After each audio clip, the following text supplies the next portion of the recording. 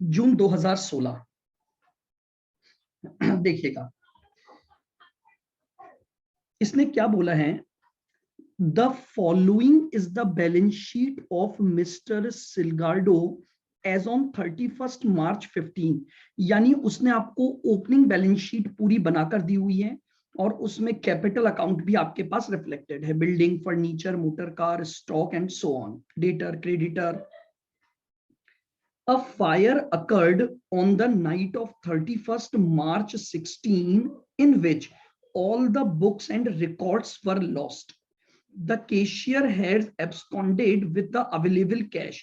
और आग लगी तो रिकॉर्ड सारे डिस्ट्रॉय हो गए और कैशियर ने क्या किया, गबन कर लिया। यानी उस दिन जो कैश आपके पास पड़ा था आपके तिजोरी में, उसका गबन कौन करके ले गया, कैशियर उस कैश को चुरा कर ले गया। Mister Silgardo gives you the following information. अब हमें कुछ डेटा दिया हुआ है। His sales for the year ended 31st March 16 were 20% higher than the previous year. Previous year के कंपैरिजन में करंट ईयर में आपकी जो सेल्स हुई है वो 20% ज्यादा हुई है, और आप जो गुड्स बेचते हो वो कॉस्ट प्लस 25% पर बेचते हो, और जो टोटल सेल्स है उसका 20% आपका कैश में होता है। परचेजेस जो है वो कैश में नहीं होती है। 3 पॉइंट इसने यहां पर आपको दिए हैं। आपकी प्रीवियस ईयर की जो भी सेल रही होगी, करंट ईयर में आपकी सेल में 20% का क्या हो गया, इंक्रीज हो गया। ठीक है। सेकेंड पॉइंट, आप जो भी सेल करते हो वो कॉस्ट में आप क्या करके करते हो, प्रॉफिट जोड़ते हो 25%, और टोटल सेल्स का जो 20% है वो आपका कैश में होता है, बाकी का क्रेडिट में होता है। इसका मतलब ये है, अगर मुझे प्रीवियस ईयर की सेल पता हो या प्रीवियस ईयर का कोई डेटा पता हो तो मैं क्या कर सकता हूं, सेल्स की सारी वर्किंग कर सकता हूं। ठीक है सर, आगे बढ़ते हैं अभी तो।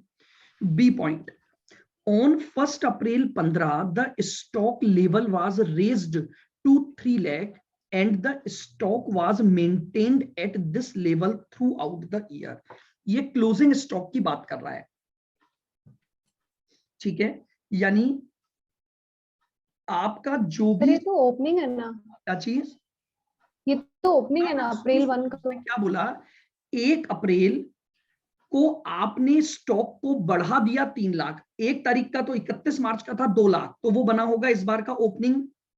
ठीक है, और हाँ। इमीडिएटली 1 तारीख को ही आपने नया स्टॉक खरीद लिया होगा, इसका मतलब। अच्छा। भाई आप सोचो ना, पिछले साल की क्लोजिंग बैलेंस शीट में 2 लाख दिया हुआ है, हाँ सर। और हाँ तो 1 लाख और करा। वो बोल रहा है स्टॉक लेवल बढ़कर 3 लाख हुआ।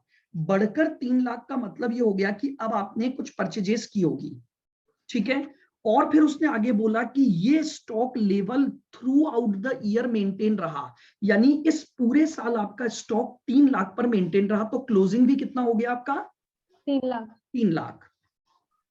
अगला point, collection from debtors 14 lakh हैं, of which 3.5 lakh were received in cash. ठीक है, टोटल कलेक्शन दे रखा है, उसमें से कैश कलेक्शन दे रखा है। बिजनेस एक्सपेंसेस 2 लाख हैं, जिसमें से 50,000 आउटस्टैंडिंग है और 60,000 का पेमेंट चेक के द्वारा हुआ है। ठीक है, पासबुक ने कुछ और बातें बताई हैं, payment to creditor, personal drawings, cash deposited in bank, cash withdrawn from the bank. मुझे प्रीवियस ईयर का एक डेटा मिल गया, gross profit as per the last year's audited accounts was 3 lakh. आइए ध्यान से मेरी बात को सुनना, मुझे ये दे रखा है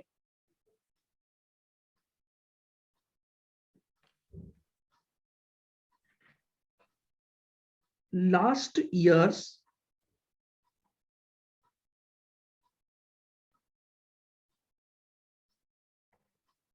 gross profit,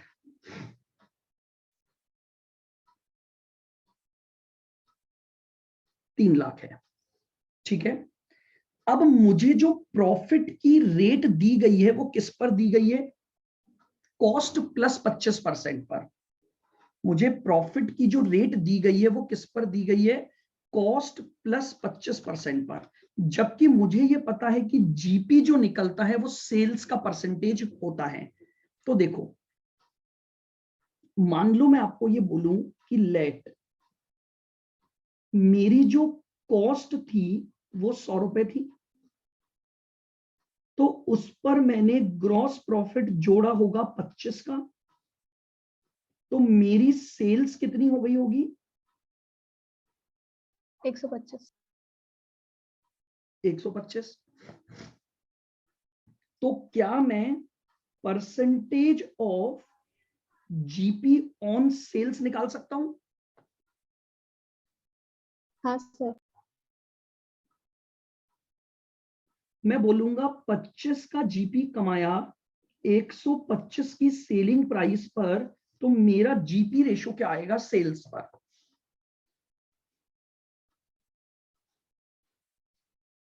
20%। Now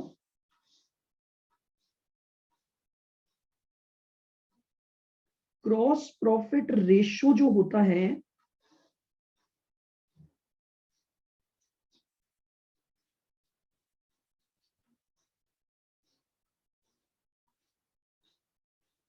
gross profit upon sales into 100 होता है। ये रेशो हाँ मुझे सर। दिया हुआ है 20। 100 को मैं इधर ले आऊंगा तो ये हो गया 20/100 इज इक्वल टू जीपी आपको लास्ट ईयर का दे रखा है 3 लाख, सेल्स में कैलकुलेट कर सकता हूं।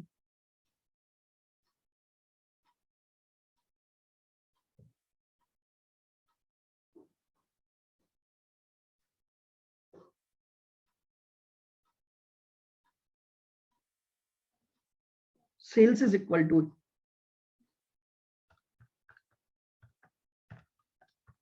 15 लाख। ये मेरे पास लास्ट ईयर की सेल आ गई, क्योंकि मेरे को लास्ट ईयर का जीपी दे रखा था, रिलेशन दे रखा था, तो मैंने उससे लास्ट ईयर की सेल्स निकाल ली।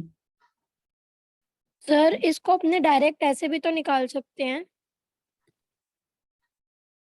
डायरेक्ट ऐसे मतलब जैसे जीपी 3 लाख ले लिया और डिवाइड बाई 25 इंटू 125 कर दिया, सेल निकालनी है अपनों को डायरेक्ट, तो 3 लाख डिवाइड बाई 25 हाँ इंटू 125, इंटू 125 हाँ, और बस हो गया ना। हाँ, बिल्कुल डिवाइड, हो जाएगा। एक ही हाँ बात है वो तो। ये सर लंबा फॉर्मेट हो रहा है तो अपने डायरेक्ट उससे निकाल आप सकते हैं डायरेक्ट कर क्या? सकते हो, तो आपको कैसे भी आपको अप्लाई करना है, कोई मैंने तो एक पूरा प्रोसेस लिया कि मैंने किस तरह से रेशो निकाला, बस। बाकी आप डायरेक्ट भी कर सकते हो भाई, सीधी सी बात है। मैं अगर ये बोलूं कि ये जो 25 है वो 3 लाख को रिप्रेजेंट कर रहा है, डायरेक्ट कर दो। भाई मैंने ये बोला कि जो जीपी है वो 25 हिस्सा है कॉस्ट का और सेल्स 125 है, तो मैं डायरेक्ट निकाल दूंगा कि बोले ये सर जो ये है, अगर ये 25 है तो मेरी सेल वैल्यू जो होगी वो 125 के बराबर है। सर ये तो डायरेक्ट भी तो आ सकता, मतलब वैसे भी तो आ सकता है 3 लाख अपॉन 20%। कई तरीके हैं ना, तो 20% पहले निकालना पड़ेगा ना अपने को, 20% कैसे लिया अपन ने, हाँ सर वो तो आ जाएगा ना मुझे, बस मतलब अभी जैसे आया। कैसे निकाल लो, तो बहुत तरीके होते हैं करने के। अब मुझे बताओ,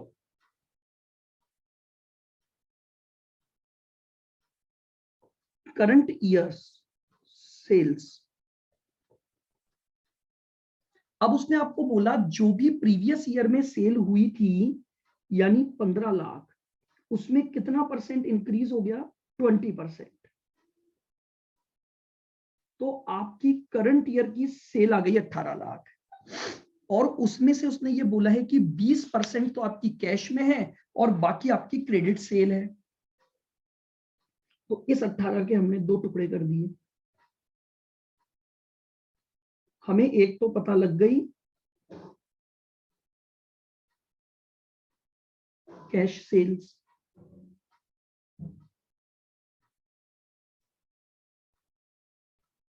और एक पता लग गई क्रेडिट सेल्स। तो 18 लाख का 20%, 3,60,000। 3,60,000 तो हमारी आ गई कैश सेल, और 14,40,000। का 80% यानी 14,40,000। ये लीजिए, मेरे पास उस एक पॉइंट की वजह से मेरा पहला एडजस्टमेंट कंप्लीट हो गया, और पहले एडजस्टमेंट के द्वारा ये सारा डेटा मैंने गैदर कर लिया। अब आगे बढ़ते हैं अपन। अब अपन बनाते हैं सारे अकाउंट्स। अच्छा, एफ पॉइंट में और भी पॉइंट दिया हुआ है। डेप्रिसिएशन लगेगा बिल्डिंग और फर्नीचर पर तो 5%, और मोटर कार पर लगेगा 20%। तो बिल्डिंग, फर्नीचर, मोटर कार, ठीक है। अब यहां पर देखिए और कोई एडजस्टमेंट है नहीं, केवल आपको बिल्डिंग, फर्नीचर, इनसे रिलेटेड केवल और केवल क्या दिया हुआ है, डेप्रिसिएशन का डेटा दिया हुआ है। बट ठीक है, अगर आप चाहो तो छोटे छोटे अकाउंट हम इनके बना सकते हैं। फिर हमें बनाना है डेटर अकाउंट, कैश बुक बनेगी, और एक बनेगा हमारा क्रेडिटर अकाउंट, क्योंकि उनसे रिलेटेड हमें कई सारे ट्रांजैक्शंस दे रखे हैं। तो आइए,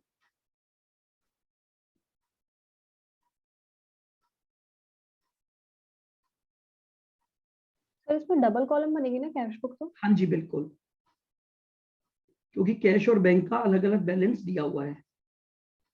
ये बन गया बिल्डिंग अकाउंट। सर अगर कभी डिस्काउंट का भी मतलब दिया हुआ होता है तो अपने उसको कैश और बैंक में एडजस्ट कर सकते हैं क्या? या डिस्काउंट का डिस्काउंट का अलग कॉलम बनता है, बनाना पड़ेगा क्या? फिर तो 3 कॉलम कैश बुक हो एक जाएगी ना कॉलम वो। कैश बुक बना देना, बिल्कुल।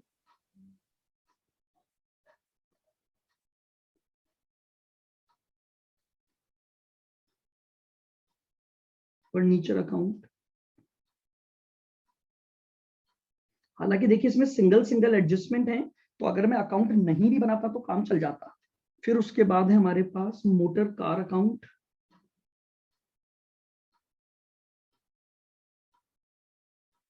बट ठीक है, एक प्रोसेस रखो तो आपको गलती नहीं होगी, और ये भी आपको पता लग जाएगा कि क्या क्या अकाउंट बनाने हैं।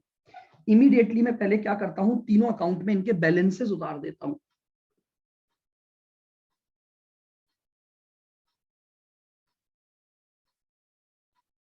To balance brought down,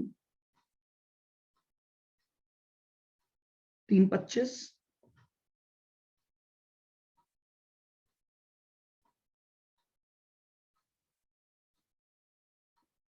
to balance brought down 50,000,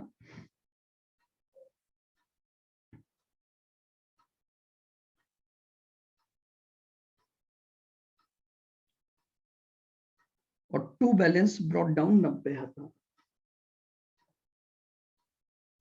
उसके बाद हम बना लेते हैं डेटर अकाउंट और कैश बुक।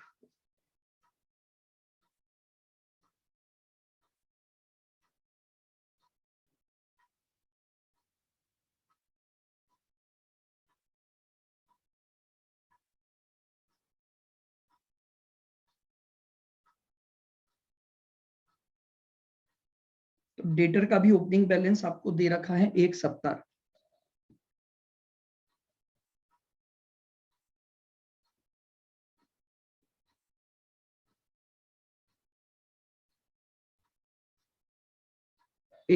ये आपके पास आ गया टू बैलेंस ब्रॉट डाउन। अब हम बना देते हैं कैश।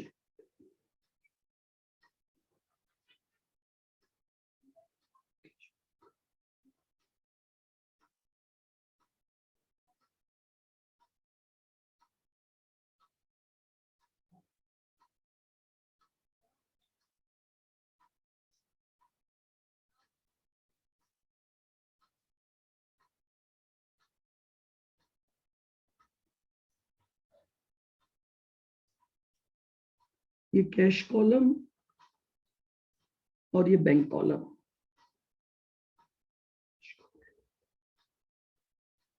और बैंक कॉलम। डेटर का बैलेंस लिख ही दिया, कैश का भी ओपनिंग क्लोजिंग डाल दो।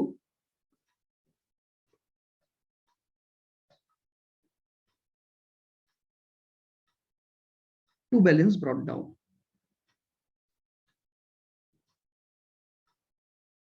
कैश का तो आ गया 20,000, और बैंक का आ गया 85। और एक बना लेते हैं क्रेडिटर अकाउंट।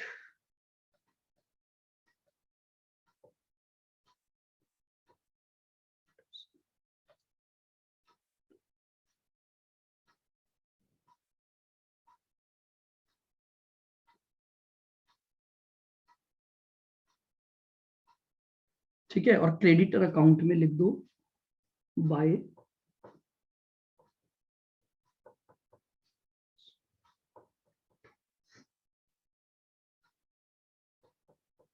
नाउ। अब हम एक वर्किंग ऑलरेडी बना चुके हैं और जिसकी वजह से मुझे कैश सेल्स और क्रेडिट सेल्स दोनों का पता लग गया, तो मैं इमीडिएटली पहली एंट्री उसकी पास कर सकता हूं। तो कैश सेल हुई थी मेरी कितनी, 3,60,000। तो लिख दीजिए कैश बुक में एंट्री हो जाएगी cash account debit to sales 3,60,000। और जो क्रेडिट सेल हुई थी वो डेटर अकाउंट में डाल दो कि debtor account debit to sales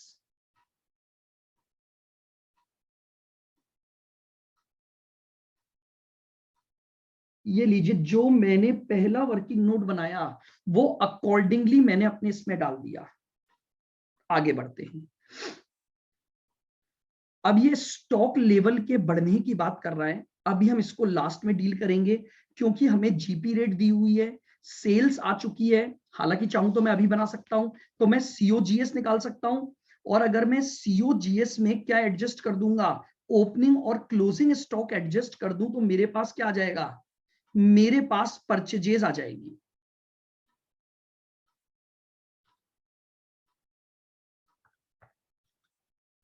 ठीक है,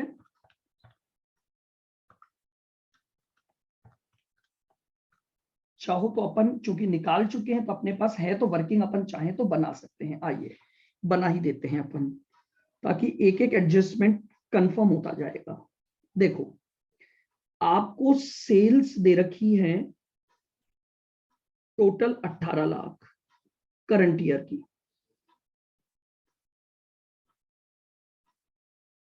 जीपी रेट आपको दे रखी है 20%।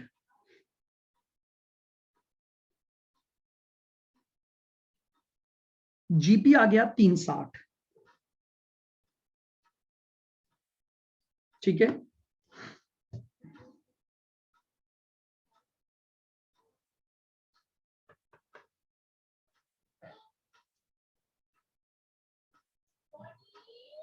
एक मिनट, हैंग हो गया।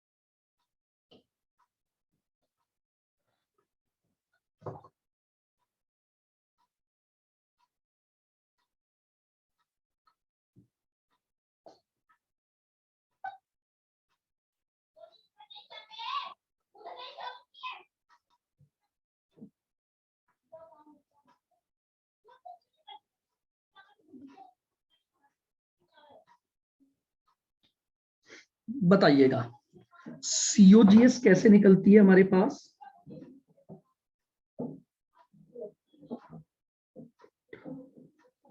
18 लाख माइनस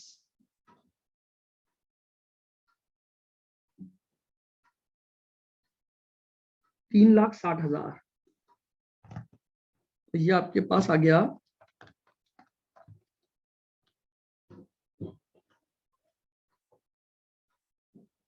1440। वही सारी है ना। यस हाँ सर। सर।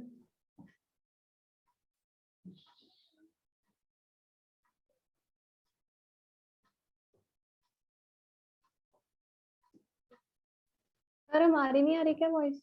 नाउ अब अगर मुझे सर सीओजीएस पता है तो मुझे ये पता है सीओजीएस कैसे निकलती है, opening stock plus purchases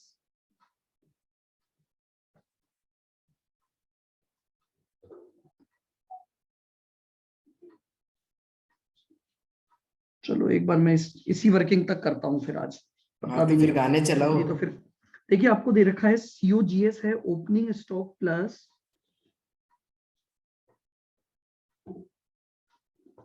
purchases minus closing stock, ये वाला वर्किंग बना लीजिए। तो 1440 is equal to opening stock 2 lakh plus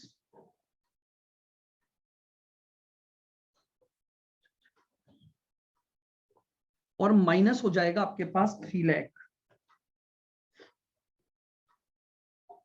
now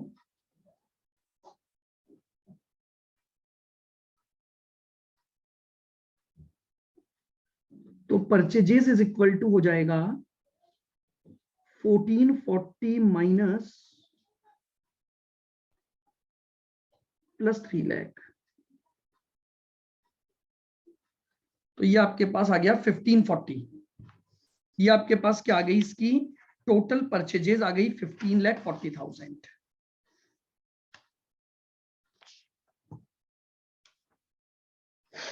ये आपके पास टोटल परचेजेज आ गई।